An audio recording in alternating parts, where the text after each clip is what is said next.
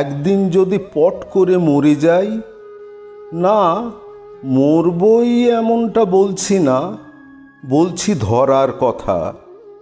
মাথার চারপাশেই তো কত কিছু উড়ে বেড়ায়, কটাকেই বা ধরতে পারি। বেশিরভাগই তো চুক্কি মেরে বেরিয়ে যায় থাবা ফসকে। তাই বলছি, ধরুন একদিন যদি মরে যাই পট করে, কতটা শোক নেমে আসতে পারে পরিবারে। ঠিক শোক কি, নাকি আঘাত, অবলম্বনহীন হবার আঘাত, অর্থনৈতিক অসচ্ছলতার আঘাত।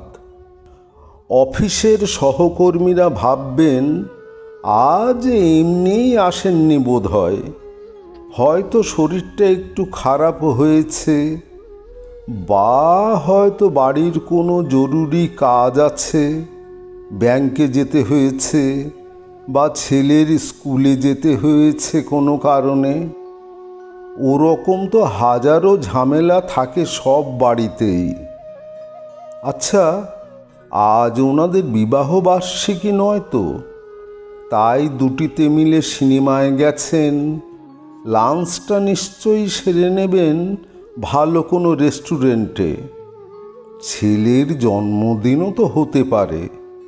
তা সে যাই হোক না কেন, উনি অফিসে আসলেই কিন্তু সবাই মিলে চেপে ধরতে হবে, আমাদের খাওয়াতে হবে একদিন।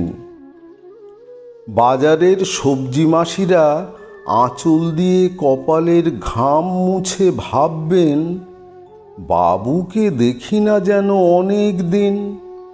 নাকি আমাদেরই চোখের ভুল, এসেছেন ঠিকই, আমরাই দেখতে পাইনি।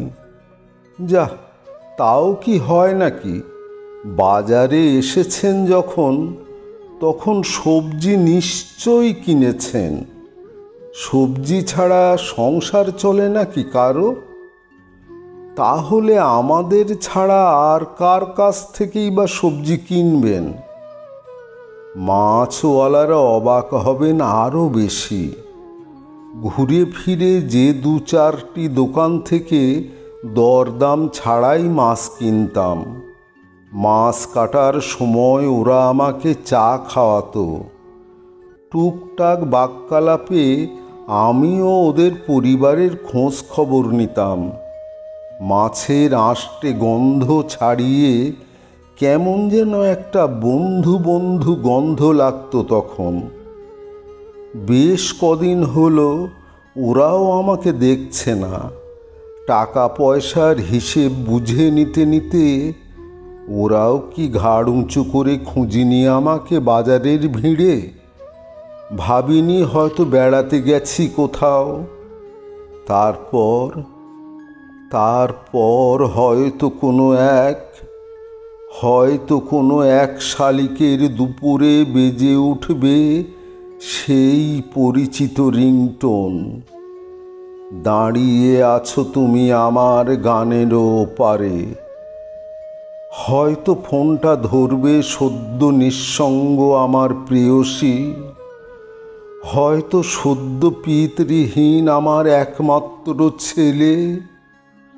ডুকরে আসা কান্নায় জানিয়ে দেবে, আমি নেই, আমি নেই, আমি নেই, আমি আর নেই।